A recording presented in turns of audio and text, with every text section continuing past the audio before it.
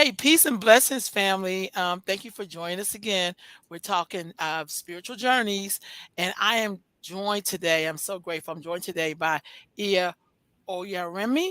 Mhm. Oh, God, I said it right. Y'all know I've been trying to work it out. So, sister, say your full name and what your name mean. Well, my full name. So it is Iyolode, Oyaremi, Egbeyemi, Ifaruna, Ifalade, Oriyani. Oh, wow. Okay. So my name is from my different initiations that I have in the Yoruba culture. I'm also called Yayi, Mariwanga Ndoke Pongu, and another culture, which is Ganga, Palomayombe. But my name basically means Egbe Yemi means Egbe loves me, and Oyaremi means Oya comforts me. Ifalade is my Oluwo's name that I carry. And Oriyangi means the stone of divinity or the rock or the head of divinity. So and Ifaruna means the oracle God sees. So it's a That's lot of different names that I carry, but I mostly most of the time go by Remy. mm. Um and that's What is about the it. second culture that you gave us another name from another culture? What culture is that, and where is that from? So Palomayombi is a culture that is from the Congo, Angola. But Oh, it came by way of the slaves. Some of the culture went to Trinidad, some of it went to Mexico, and a lot of it went to Cuba. Cuba is actually the ones that originated the culture of Palo Mayombe, but it was once called Ganga. mm. Hmm. How did you discover that traditional path? So that it was weird. So Okay. I actually started off in New Orleans. I was practicing hoodoo and a little bit of voodoo. And then I had a reading done and stuff like that. And they were like, you're not going to get initiated into voodoo. And I ended up, well, Katrina hit it. And then I ended up coming here to Houston where I met Baba Ifalade, and we got to know each other and stuff like that. And I ended up going into the culture of Orisha and sitting as an apetibi for a few years under Ifa culture. And so as I traveled through that culture, you meet different people along the way. And I had some readings done. And they were telling me that my culture was, well, my ancestors were calling me to the Congo culture. And I never knew what it meant or how to get there because it's a very, very secret culture. They Mm. don't really talk about it much. And so when I did find my way there, I met this incredible guy who was my tata. And he did the work for me. And then I journeyed. He taught me everything I needed to know. And then a lot of the stuff I had to teach myself. And then you learn as you go along in the culture. We believe in the Orisha culture that every day of your life you are a student. You're going to be forever learning to the day you close your eyes. So you would never know the full extent of everything. You just keep on taking in and internalizing the knowledge and making sure you have wisdom to apply the knowledge. Okay. So let's back up for a minute. You said you first started off in hoodoo and voodoo. Mhm. Where did those two? Because you like crossing a lot of stuff, which is awesome. So I'm really excited because I'm about to learn some stuff for real. But what is hoodoo and what is voodoo, and are they the same or are there differences? Like where they originate from? So we can get really technical into these traditions, but I'm gonna try to make it as simple as possible so other people can understand. Okay. But hoodoo is both basically a gumbo of spirituality. It's a Mm, gumbo. It's a mixture of different things that our the root workers in our family have taken, the root doctors and the medicine men and the doulas, the big mamas, the medicine that they took from different cultures and spiritualities, and also the herbs and medicines that they've learned, and they kind of mixed it together and made this gumbo. I know rooted places of hoodoo is Mississippi, Jackson, Mississippi. Mhm. That Mhm. is like what they consider, well, hoodoo was mostly birthed at. But from me being from New Orleans, a lot of that was in our culture too. Right But on. New Orleans was really heavy in the culture of traditional New Orleans traditional voodoo, because it's not original voodoo that's like in the bush. And voodoo being birthed from like the harmony and Benin, right? The Benin people. And I'm Uh-huh. sorry, the Hominy people. So it came from the birthplace of Benin. And when it came to Iyolode, it was one of the medicines that we used to become free, like the Haitian Revolution and stuff like that. But then, by way of those places and all the places that our cousins got dropped off at, Right on. we ended up having, these different versions of voodoo. You'll have a version of voodoo that may be in Louisiana, which may Mhm. not be the same thing that is in New Orleans, because they actually call the practice of voodoo in New Orleans traditional voodoo. Mhm. Mhm. So, a lot of our spirituality is a mixed gumbo. Even when you look at the way that we practice Orisha tradition here, you have Mhm. people that practice Santeria, you have people that practice Lukumi, you have people Mhm. that practice Oyotunji, because Oyotunji has its own style. Yeah. And then you have people that go back to Africa to actually receive Isheshe, so they know the actual practice of Ifa through tradition, you know? Right on. Right on. But I don't consider any of those ways incorrect, because we all find a way to reach spirit. Right on. Right on. Okay, you broke that down pretty good. So we know that usually people associate hoodoo or with southern practices out of the South. I mean, you said New Orleans, that's in the South. And then voodoo with Haiti. How do you ever see, and particularly those three coming together at all? Do they overlap sometimes with their initiates or no? With their So practitioners? we don't mix the rituals. We do Okay. not mix the rituals. Now the culture can be blended. Like you may have somebody that may be initiated in all those different cultures and they honor each and every last one of them. But we do not blend the rituals out of respect. Do I feel like there is a lot of similarities in these different traditions? Yes, I do. And I might get beat up for saying that. Okay. But by me practicing those different cultures, I can see where I can match a Loa to an Orisha. Mm, And I can mhm, match an Orisha to a native spirit, or I can match that spirit to an Mpungu. Like these different energies have similarities in a lot of different ways. But do we mix the ritual? Absolutely not. It can be very dangerous to mix mhm. those rituals. And then some cultures have certain things they do one way, whereas another culture may do it a completely different way. Right on. So there are similarities, but there's definitely a lot of differences too. So, how did you first? Were you born into this tradition when you were growing up, or did you discover it? So basically, I'm from New Orleans. So everything we did was spiritual. We met up every weekend. The family got together. We would play music. They would play drums. My daddy was heavy into music. Hmm. So music and drums and singing and being with the family and eating and stuff like that. Natural medicines, like my grandmothers were both heavy into herbal medicine. They never believed in taking medications from the pharmacy, and they lived long lives. And so Mm, they were already witch doctors. They were already doulas. Like they didn't believe in, oh, you got to go to the hospital to have a child. No, you're going to have this child right here in this tub or in this living room, and we're going to keep it pushing. right on. So it was already naturally in us or installed in us in New Orleans. Now you had a lot of people that were afraid a little bit, but they say in the culture of New Orleans, you were 99% voodoo. Right on. You were raised in it some kind of way. You were going to experience it some kind of way. Even when you go back and look at the Indian culture that we have in New Orleans, that's a mixture of the Buffalo Soldiers and the Native Americans. The Native Mm, Americans helped save a lot of our medicine when we were enslaved, when the Africans were enslaved.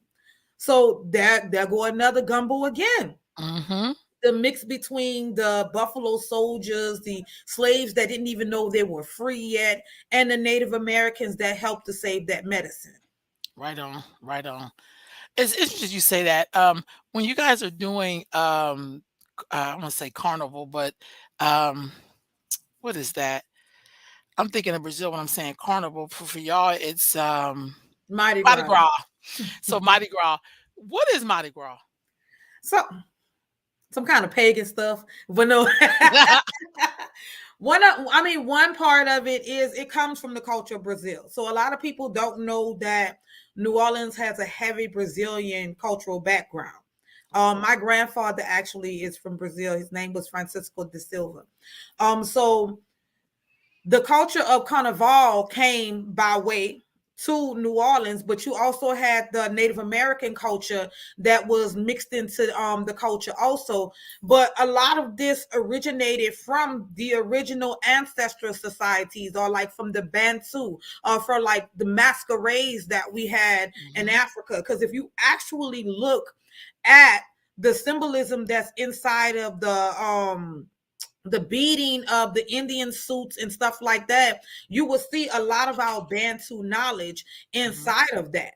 A lot of our culture from Africa is in that. And then you can see the mixture in it also from the native culture, but it's a whole blend of celebrations of ancestral energy and celebrating the culture of who we are. But Right on, most of our energy is embedded in ancestral worship. right on. What is ancestral worship? So that's the beautiful thing about it all. So, ancestral worship is honoring all those that come before us, but it actually gets deeper than just honoring our blood ancestors. Because when Mm, you understand ancestors, you understand that you are made of everything of the universe.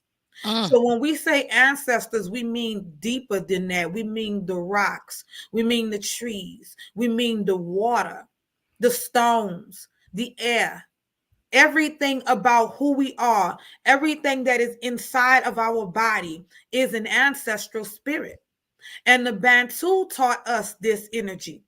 This is how Egungun got masquerade. This is how the Asians and had the culture of that they have when they worship their ancestors. When they hmm. came through Africa and they met up with the Bantu. The Bantu was heavy on giving back reverence to the energies that came before.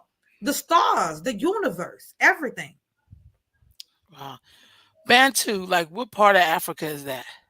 A lot of different parts. You had Bantu in Angola. You had them in they traveled to Nigeria. They was in Sudan, a lot of different places. But a lot of these cultures set with those people, and they were heavy into the ancestral traditions, and that's how that spread it all over. Because you know, a lot of people they worshipped the different gods first. You know, you Hmm. had the god of the wind, the god of the water, the ocean, so Hmm. on and so forth, but nobody actually was just focusing on those energies that came before us or where we come from.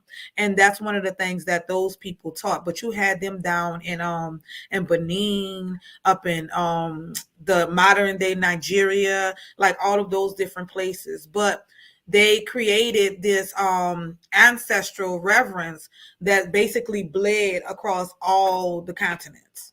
Wow. Wow. Okay, so inside of Isheshe, how would you say that system is set up? So Isheshe is mostly the system of Ifa. And Ifa was, I believe Ifa was founded, I may be wrong on the date, but I think one of the first kingdoms was like 900 AD or something like that, but a Mhm. little bit before that. But the culture of the Isheshe of Ifa was actually founded by Oduduwa, who came into what we call the modern day Yoruba now, where the Orisha people were living, and he brought the medicine of Ifa in. And so that was the birthplace of that tradition of Ifa, or what we consider as Isheshe. But Isheshe just means tradition. So Gotcha. anything can be Isheshe. Um, any culture can be Isheshe because it's tradition of the way things are always being done. But tradition is always growing. So The practice of Isheshe that we call it now today started down in Nigeria in what we call Ile-Ife. And from there it grew. And this is where the people for the first time mixed the Orisha culture and the Ifa culture together. And Ifa culture was mostly just the worship of Orumila being the divinity to get to Olodumare, or to get the sacred messages from Badu every day, which they say Eshu would climb up the tree every day to get the messages from Badu and bring it back down through the sacred Ikini nuts. And they would use that to communicate with the people, doing a reading by divining with the instruments of Orunmila.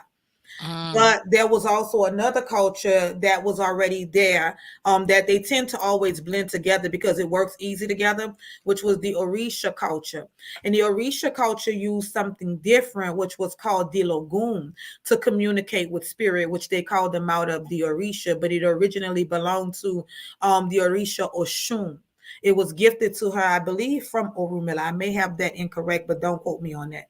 okay. Um, but there were actually two different cultures that came from there, but it blended together so well. But what people don't understand, that we also consider Orunmila to be an Orisha. And Mm, so it's actually easy for Orisha folks, because I'm not fully initiated into Ifa. I'm fully initiated into Orisha.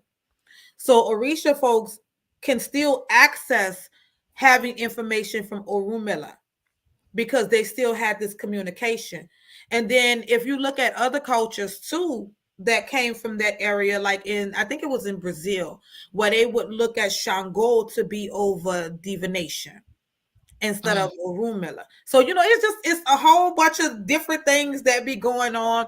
But when you do go back to Isheshe, or as far back as you can go with the documented knowledge that we have right now, you do find some wholeness in what we're doing, and you are able to connect those dots back together. So I do suggest that anybody that gets involved with the culture to go back and research the history of what we are and where we come from and why we do what we do. Because we have our own way here in America, because we have Americanized Ifa, mm. Americanized Orisha. But it's a beautiful thing to go back to Isheshe and find the things that we are missing. Because you actually find the rituals to be quite easy, because we were missing so much stuff that we ended up having these extra long rituals Got you. to substitute the medicine that we were missing, to make sure that we weren't missing anything. Got you. Got you. So you said there's Orisha, because I've never heard someone talk like there's Orisha folks, and then there are Isheshe or Fine. Ifa. Mhm. So those two aren't the same? So, in some Okay. cultures, they are Okay. the same because they blended them together. Got you. Okay. Now, you can practice Orisha tradition without being initiated into Ifa. Got you. Got You you. can be initiated into Ifa and don't practice Orisha tradition, Got you. because they literally are two different cultures. Now, the way that they have it now today is merged. But if you even go back to Africa, you can see where there would be people that are children of Oshun, and they may not even be a part of Ifa, I but get that. their village would be all Oshun. You will see priests of Obatala that may not be Ifa, but they can still do divination and esentayes and all kind of stuff for their culture and their people, because they'll have a whole tribe that are just Obatala worshippers. Got you. Okay. But of course, like I said, we ended up blending these things together, and then it became just one culture at this point in time. But Got they it. can work together. Yeah, It's just that that makes you sense. can be a priest of Orisha and not have to be a priest of Ifa. You can be a priest of Ifa and not have to be a priest of Orisha. Got you. Got you. That makes some sense. So, what are you initiating into, and what does it mean when you're initiated? So initiation is a process that you go through to be birthed. Instead of just having access to the Orisha or the spirits, and sometimes you actually have this spirit with you 24/7, 365 for the rest of your life. Got you. So it's sacred rites that you have to go through in order for you to become one with your spirit, whether it be an Orisha or whatever spirit that you are actually becoming a part of. So to be initiated into the culture means that you become a priest or you become a specialist in what you're doing.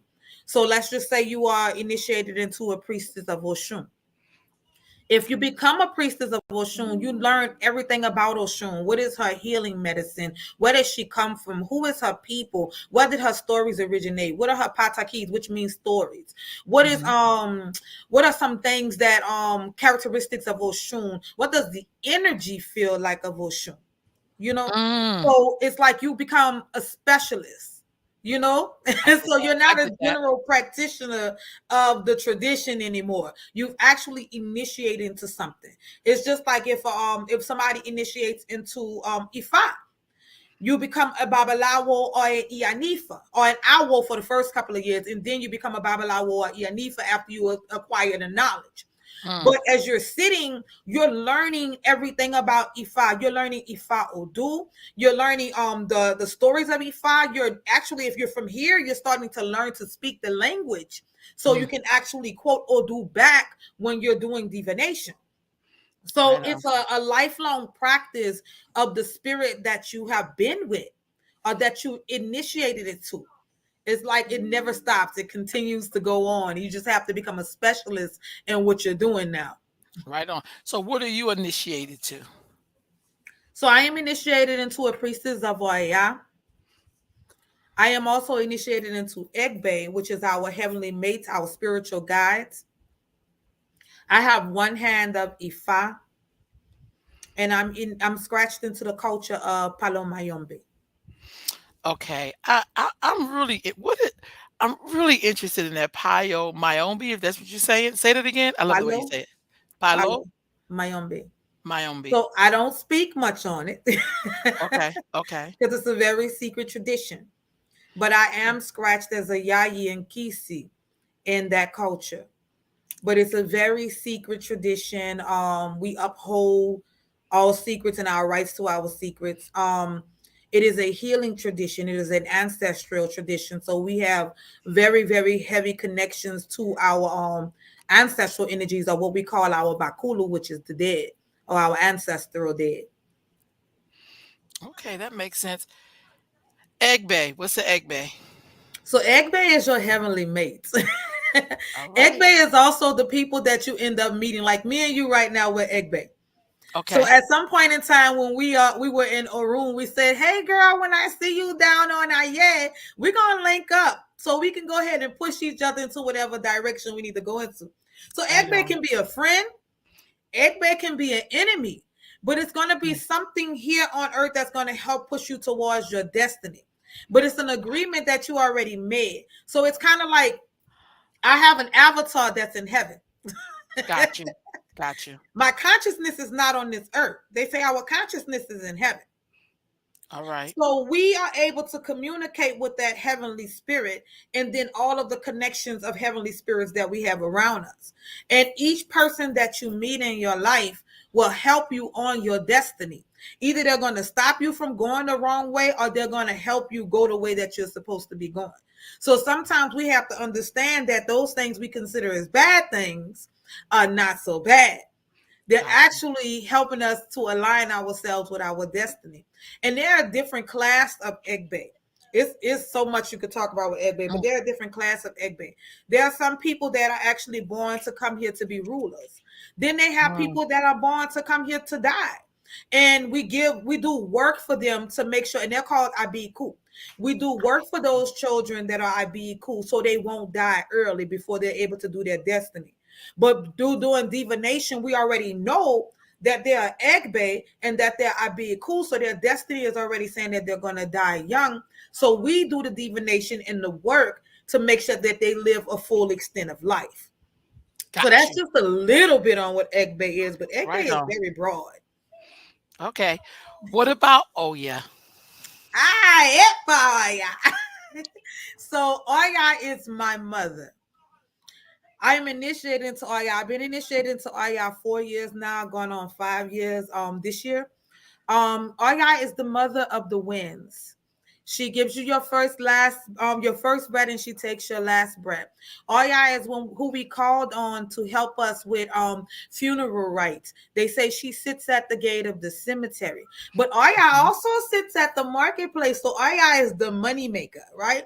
She helps Mm. you to get the money that you need and sell the products that you need to sell. She's very good with marketplace energy. A lot of people don't talk about that aspect of Oya. They always say, "Oh, she walks with the egungun, her egungun are her children, or so on and so forth."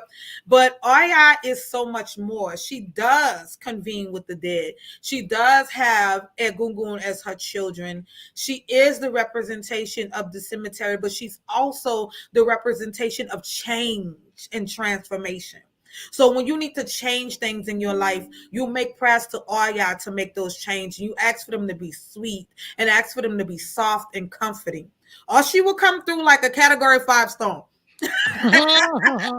But she's good in all ways, and then she can be bad in some ways too, but she's used to sweep and to cleanse. So, how did you know that you were a child of Oya? Like, how did she claim you? So I really didn't know. I was like the rest of my sisters out here. I'm gonna be Oshun. I'm Oshun. I'm gonna wear me some pretty flowers. And then I grew up. I was doing hair growing up and all this. I like to be cute, you know. So I was thinking that I was Oshun's energy. And so I had a reading done by a Babalawo, and the Babalawo was like, "Well, you are ya." And I was like, "Who is Aya?" Because I didn't even know who she was. And so the internet will scare you. So I went online and I was like, I'm a Google Aya, right? And when I Google her, it's like all this death and all this other stuff that pops up. And I was like, oh my God, what is this? And I saw the beauty in it though, because I started understanding that I was more connected to Oya than I was with Oshun. I would always have dreams of the dead. I would always help guide people to the other side when I was sleeping.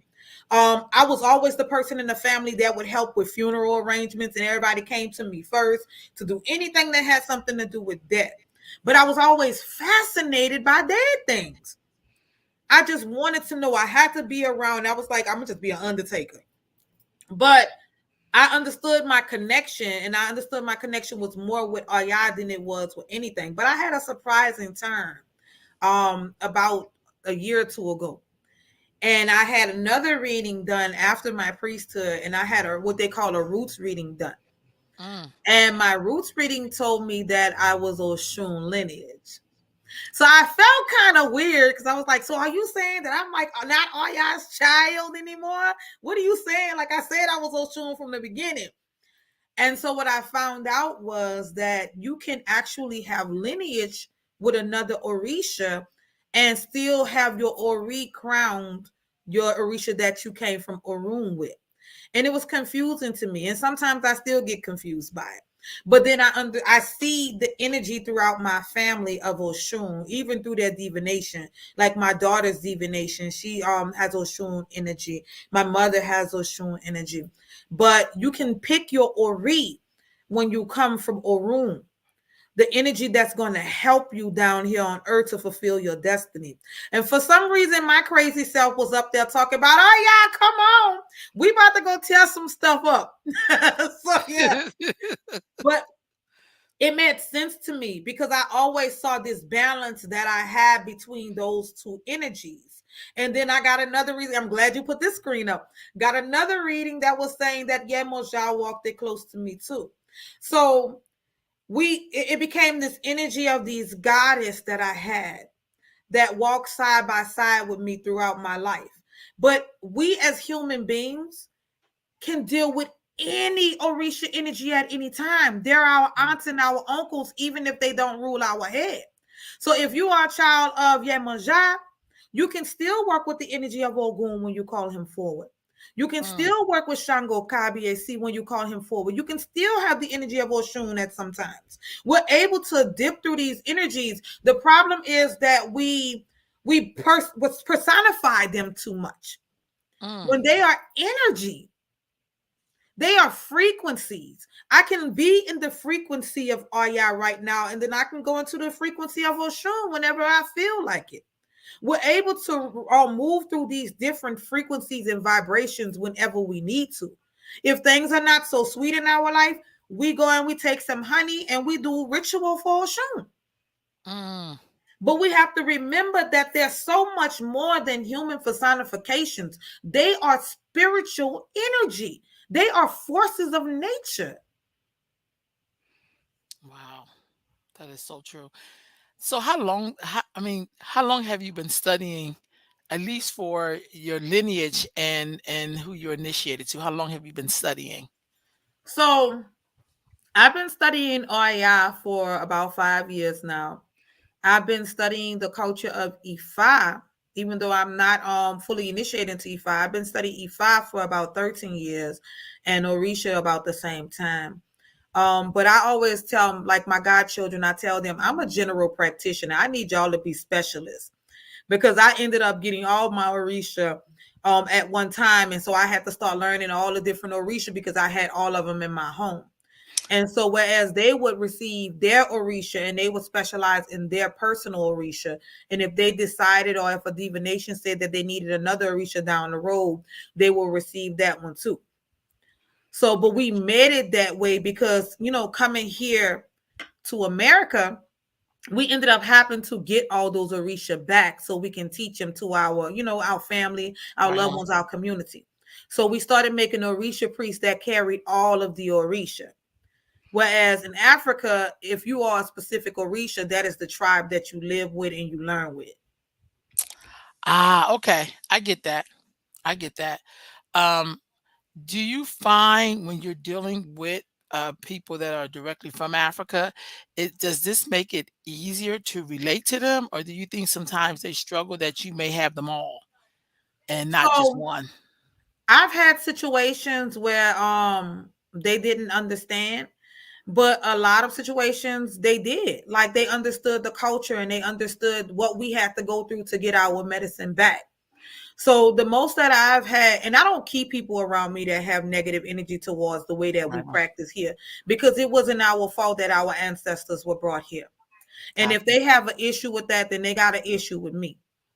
Got you. So what I do understand is that a lot of people that are in my company, they know what we've been through to get what we have. So they respect it. Now, this doesn't say that they don't try to introduce us back to Isheshe ways, which is beautiful and that's fine. But the way that we've been doing it these years have been working for us. Right on. So I don't mind learning Isheshe.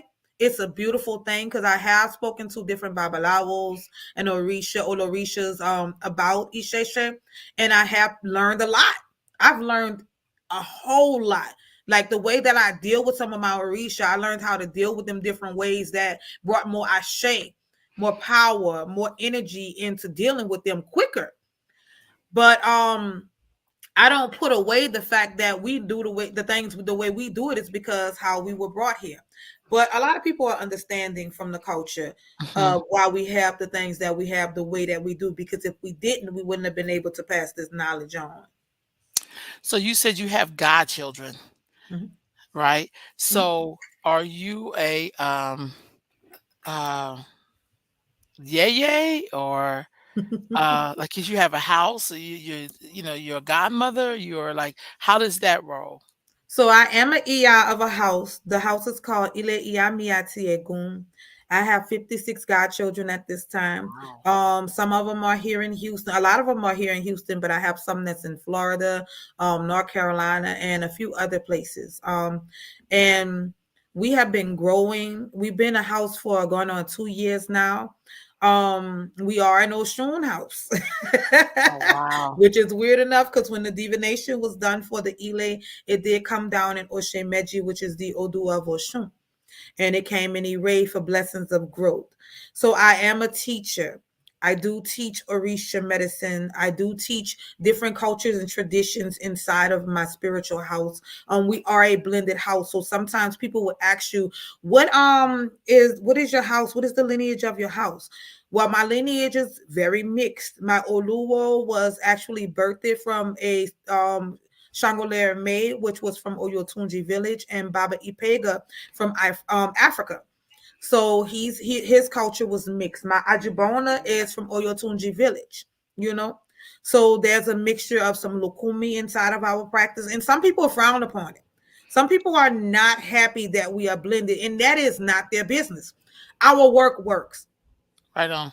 So you are going to sometimes have different people that are going to initiate you into different cultures. In Egbe, I received Egbe through Isheshe. Right on. So it's hard for me to tell them, hey, oh, we just Lukumi, because then Lukumi is going to be like, y'all don't practice our stuff the way that we do it. I get that. I can't say we're all Oyotunji, because Oyotunji is going to say, y'all don't practice the stuff the way we do it. So the only thing that you can say is that you're blended, because there's so many fights and wars about how you practice spirituality, which is like, if we're all supposed to be practicing Iwa Pele, Iwa Rere, or Suru, we're doing a horrible job of it as a culture, because we're so judgmental and we're telling people how to run their practices and how to do their things. As long as they're not doing anything that jeopardizes their character or the character of the community, mind your business. Right on. As long as you have lineage, who am I to question you? I can't. My teachers are still alive. Those people that initiated me are still alive. If they ever wanted to know what my lineage was, they can call me and they can get my lineage. But people frowned upon mixed houses a lot, or blended houses a lot. But our house is blended, and I'm very proud of it. Right on, right on. It kind of makes sense because we know we're in the world where a lot of things are blended to survive. Mm-hmm. So to me, it just kind of makes sense. Mm-hmm. I think when people, what they call it, when people are culturalists or they're into like, you must do it this way, you must be, it's like, well, what if that's not how the person was able to survive? That's like when people are they may not have coconut, to use, so they have to use something else, or they may not, you know what I mean? Like people make do with what they have, but as long as they're like, you know, on point, you know what I'm saying? Like black people, we're so used to making do. You know Mm-hmm. what I mean? We just make do. Like, yo, we ain't got that, but we got this. You know what I'm saying? So I feel you on that. And I've never really heard of the term when people say blended. Usually people be from one tradition or another, but they never really talk about being blended. And we know we live in a society where a lot of things are blended. And we talked about that a little earlier when we was talking about New Orleans traditional voodoo. Mm-hmm. That's not even the way that Haiti practices voodoo. There's a lot of similarities, Right. but it's a different blend. So they have their own twist of the way they do things. Do everybody accept it? No. But a lot of people do accept it. And I remember a Babalawo that had did some work for me a while back. I watched the way he did a ritual and I was like, my old Luwo never did it that way. And he said, look, if the work works, I said, Gotcha. okay, and his work worked. Right on, right on. How does when you join a house or what is what is expected in the house? What is and So is it the same as joining church? so I don't like church. Okay. Yeah. So- but but no, and I grew up in the church. Like my okay. grandmother used to drag me around that corner to this little holy church that she used to go to all the time. And I swear it was old hoodoo in that church. The old hymns and the slow singing and the candles and all. But yeah. So when you're joining a house, first you want to do some research on it. So Okay. don't just jump into a house. Don't just jump into a spiritual house, because your life depends on this. That's right. Your life depends on this. You are putting a lot of your power, your ori, into your teacher's hand. So the first thing that you want to do is you want to research the person that is over that house. Who they are, how they work, what things they do. Do they have lineage? Mm, What their character's like? The person who has that spiritual house, they should always look at what their godchildren have going on too. And it should be an introductory reading done. So when they mm. come to you, a spiritual reading should be done. You should know whatever that godchild has going on. And then there should be a probation period for both of you. There should be a 90-day probation period to see if this is where that godchild wants to be and this is where you want them to be. That's the first things you want to know, what that Elay is about, what the godparent is about. You want to know some history on that godparent. How do they Mm, treat their godchildren? You need a probationary period for you and that godparent to see how your relationship is going to flow together, to see the relationship you're going to have with other people that are in that Elay or that house. mm. Right That's on. your first point. Are you going to grow there? Mm, Because some of these people will give you implements and then you on your own after that. You got to figure out what you got to do, what to do with the implements, how you do your prayers. Do I turn around 3 times? Do I jump 2 times? What's going on? So you right. want to know, is your godparent going to teach you what you need? Are you going to get the tools? Or do you become a slave in that house? And what Mm, I mean by slave is the only way you can get work done is if you go through that godparent to get work done. They never teach you how to fully take care of yourself. mm, So you need to be learning how to take care of yourself. Another thing when you're going into a spiritual house, you have to know what Ori is. The Ori is the consciousness, this is your head. How do you take care of your Ori? Because you're dealing with different spirits and then you're opening up gateways. You're going into your higher consciousness when you start taking a spiritual journey. So there's more frequencies and vibrations that are opening to you, which means you're going to have to take more care of your head, of your consciousness, because you can lose yourself in these spirits. You also have to know how to keep certain spirits away, how to wash away negativity. So your godparents should mm. be well versed in teaching you how to take care of your Ori. And Gotcha. that is the main things that you need if you're going to journey with any spiritual house. Even if it was me, do your research. Right on. You may not want to sit under me, but there are many other people, and godparents are people that run Elay should be able to point those people in the right directions that may be good for them if they can't deal with them. But sometimes they be like, oh, well, I can't deal with them, so they just throw them to the streets. No, these people have already started their spiritual journey and they came to you. So at least make the effort to make a referral. Right on. Right on. So with these elays, do you all work with different elays across the country? Is there like an association where you all kind of meet up, or do they not like sometimes in other traditions they have like conventions and where people get to meet folks who practice in the same tradition but maybe from different places? Do y'all do any of that? So what I have noticed, and I thought I asked that question myself some years ago, I have noticed that there's a lot of separation in these different communities. However, the one that I've seen the most that has a lot of interactions with different people is Golden Harvest Temple. And this is underneath Olori. I'm sorry, Olori Oh Oshun. yeah, I know her. Okay. So Balewa. So she has godchildren all over, and she has people that love her that are not her godchildren. And a lot of things that she has go on, she opens it up to everybody to be a part of. I've seen different spiritual events that different elays will go to, like Sunny Patterson. She has the Algiers Ancestral Festival in New Mm, Orleans that she does.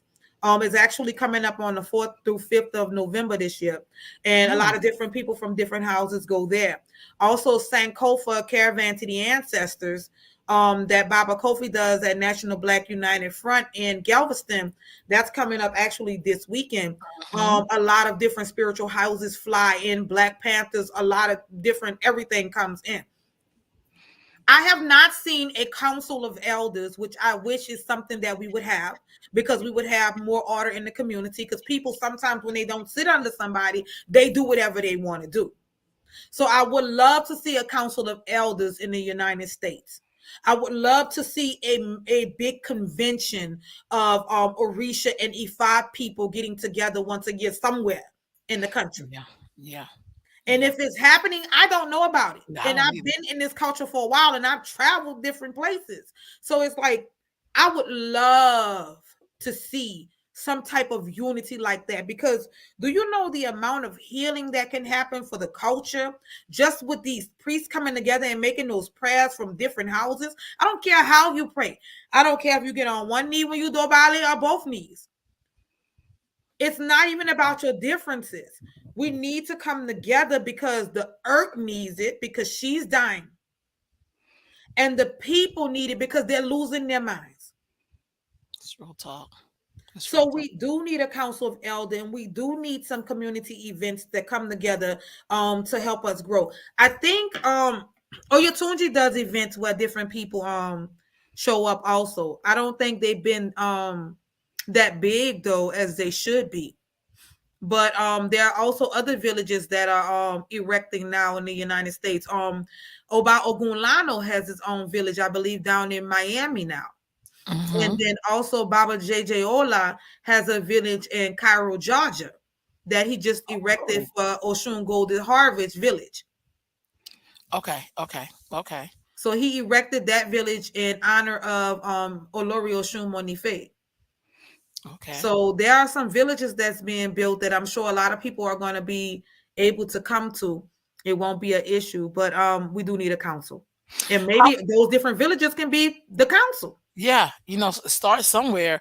Mhm. How does your activism connect to your spiritual belief? So this is the beautiful part. My oh yeah. The warrior woman. So I love being out and doing things for our people. Not just activists, not just the activists, but advocacy too. Like making sure we have what we need in the community also. So being a spiritual person and having good character, we should be able to look out for the community which we are a part of, or the community that we are benefiting from. Because people come to us, but we also benefit from those people. We learn lessons and we also are paid for the work that we do. Sometimes we're not, but it's still some type of benefit. So it's about giving back to the community when you're taking these spiritual steps, making sure you're taking care of everybody that you come in contact with, making sure you're leaving a good impression on them, making sure that you teach what we originally had that people lost. So that in itself is a form of advocacy, making sure that everybody gets the medicine back that was taken away from at one point in time, but also being a voice. If you have authority in different situations and certain people know you from doing the work, why can you not stand up for the people that need you? We cannot be silenced or we cannot be silent in situations where our community needs us. You shouldn't just be there to help just with a reading or to help, wash somebody's or read. What about people, children that are being wrongfully put in jail? What about the cops murdering our children? What about our men being arrested for crimes that they didn't commit and sitting in jail for time that they shouldn't be there? What about the laws that they're passing underneath our feet and we're not doing anything about it?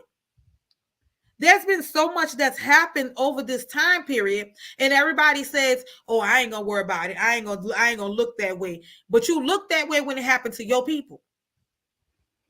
You don't want to wait until the time that it happens to you and your family, and then Mhm. you're looking for other people to help you with the situation. You start now. Right. Because whether you like it or not, if you allow it to keep happening to other people, it eventually show up at your doorstep. Yes, it will. So when we have issues in the community, we have to be on the front line. And even if you're not directly on the front line face to face with the police, what can you do inside of an organization like National Black United Front to make sure that everything is running smooth? Even if you're passing out flyers. Because everybody's not made for the front line. I get adrenaline from being on the front line. I'll be like, Right. that's my spiritual experience. Right on. Right So on. you have to know where you fit in and you play a part. Even if it's not being on the front line, you got to feed the hood. You can come together and make sure that when these organizations in your community is passing out food and stuff, you're one of the volunteers that are there to make sure that the community is getting the food that they need. Right on. So you Right on. have different places that you can fall in. It's not always, standing on the front line fighting the powers that be. There are Right. different things that need to be done in our community behind the scenes. Clean up a park. Real talk. You can go and pick up like what? Maybe 10 people in your neighborhood or 10 friends that you probably drink with all the time and say, man, we're going to walk through the hood today and pick up some of these papers and stuff. Make sure the elders got their meal from the mailbox. Do well check up on our elders in the community. Real talk. It doesn't have to always be fighting, but we need to be more active. And that is where my passion comes from. I get adrenaline from it. I love it. I love standing up for my people. I love being on the front lines. I hate the situations that sometimes happen for us to have to do it, but I love being the person to stand up and do that and be the support of it. And we have to start digging in our community and seeing what it needs. Crime rate is rising. Hmm. People are not in their right frame of mind after sitting on in solitude through this whole COVID thing. Yeah. This is the first time the whole entire world has experienced tragedy together like that. Right. So it's not like your PTSD, you could turn to somebody else and they don't have it because everybody got it. Right. And it's showing in the way that everybody is reacting with each other. There's no compassion, there's no mercy. It's real talk. So being a spiritual guide or a spiritual guide, you can actually go into the communities and start talking to people. That is part of community healing. Drum circles. The things you do, like traveling with the women, bringing them different places to just put their hands on Harriet Tubman's grave, Yeah. to get that spirit of freedom. Right on. These are the things that we all have to be responsible for, taking care of our people. That's real So talk. spirituality and activism goes hand in hand. And I know, you know what, Mama C and Baba Smalls is actually going to be here in Houston tomorrow doing a Ah, panel on how do you merge spirituality and activism together. that's what's up. So I'm excited about that. I actually think Yeah, she's that's in gonna town be already. I don't know what to do with myself because I'm excited about that. that's gonna be beautiful. Every year I keep saying I'm gonna make it to the caravan, to the ancestors, and Next like year. something always comes up. I think one year is a hurricane or something came, and I was like, "Oh Lord!" Like I had my tickets and everything.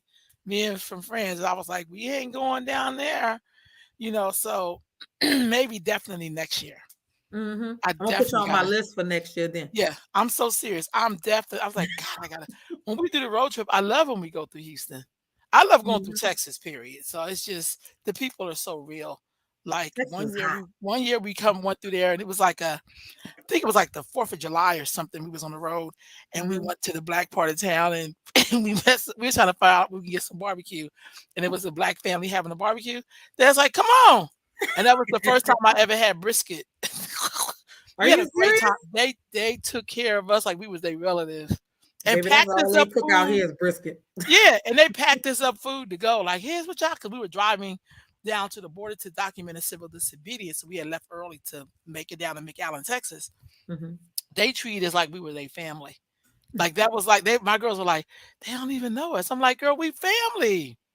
You That's know the way that it's Southern supposed to be. hospitality. Yeah, I said, "That's the way it's supposed to be." But they Right. had a good time, like, so, I mean, I just feel like Texas is one of those places that, I just love it. I mean, I do. I love New Orleans, though, too. So, I've always had really good receptions in the South.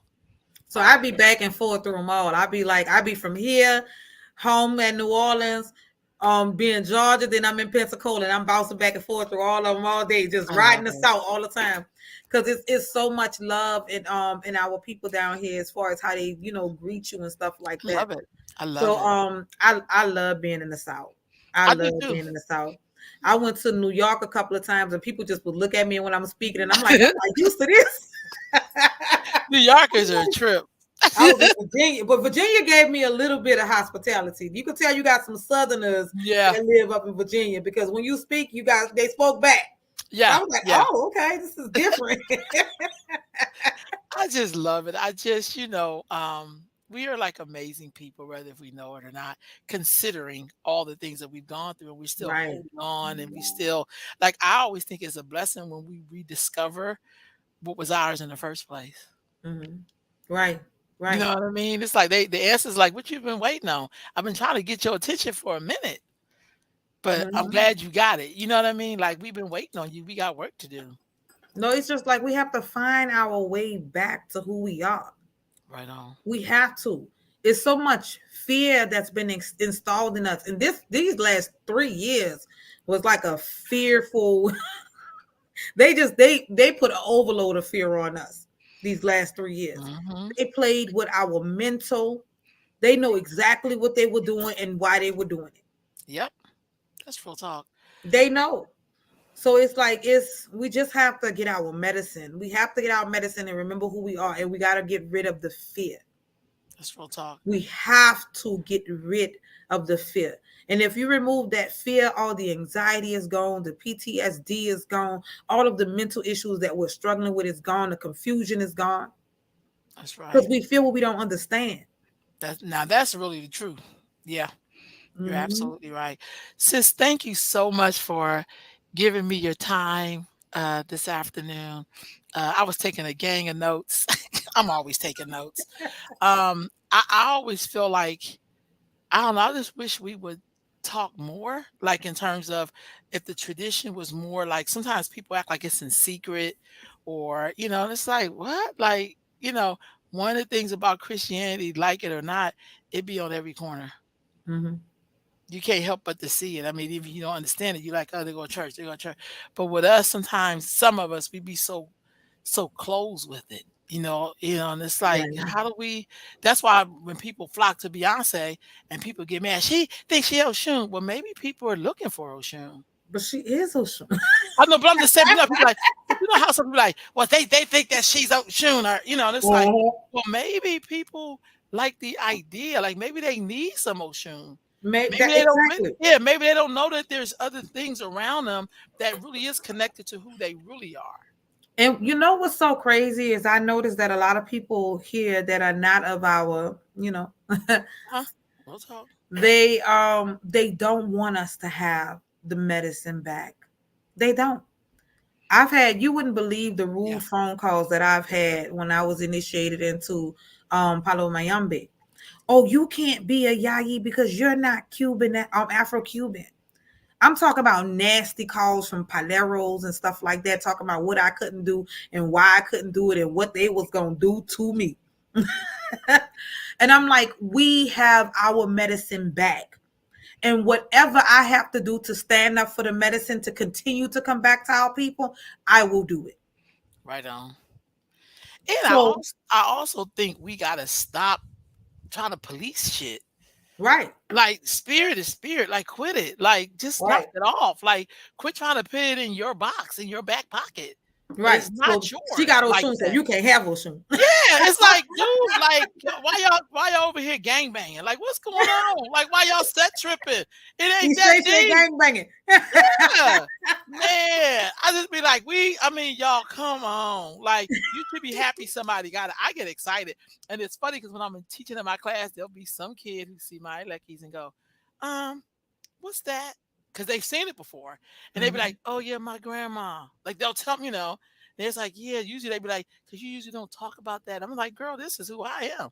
I wear it in juvenile hall. I wear it everywhere I go, court, everywhere. They're like, please, this is like, give me a break. But I also know there are people who, and this is always, I dress like this like every day. Usually people be thinking I'm from somewhere else. Mhm. And then the respect level is different. Mhm. And I'd be saying, Right. no, I'm really African American. I don't even know how to tell you this. Like, I'm from right here. You know what I'm saying? But they'll be like, "Oh, what country are you from in Africa?" Dude, I'm from the whole planet. Don't get it twisted. I'm from everywhere. I'm I'm from the from everywhere. universe. Yeah, like this. Oh, I'm your mama. You know what I'm saying? Like you really my children, but that's a whole nother story for another time. But you know Mhm. what I mean? But I watch all of those little things, and I just feel like it means something when you stand in your truth. You don't have to be afraid of how people are gonna see it. Mhm. Yep. Just and we know how some of that we know because we've been in America. We know how to be like, I'm a Humpty Dum. We're gonna do what we're gonna do. Like you know what I'm saying. And so I want to see us open this up more because I really Mhm. think when people seen the Woman King, that a lot of that was in there. Like people came out like, wow, I didn't know that. Like it just Yep. didn't seem the way people thought it was. They're gonna flock to the cultures. A Yeah, lot of the I've seen a lot of the movies and stuff that they're creating. They're gonna flock to the cultures, but you oh have yeah, to pray that they flock the right way. I get that. Because just like there's craziness in the streets, there's craziness inside of the culture. I get that. And some people So are like, somebody told me once, it's like you have to be careful if you give a baby a loaded gun.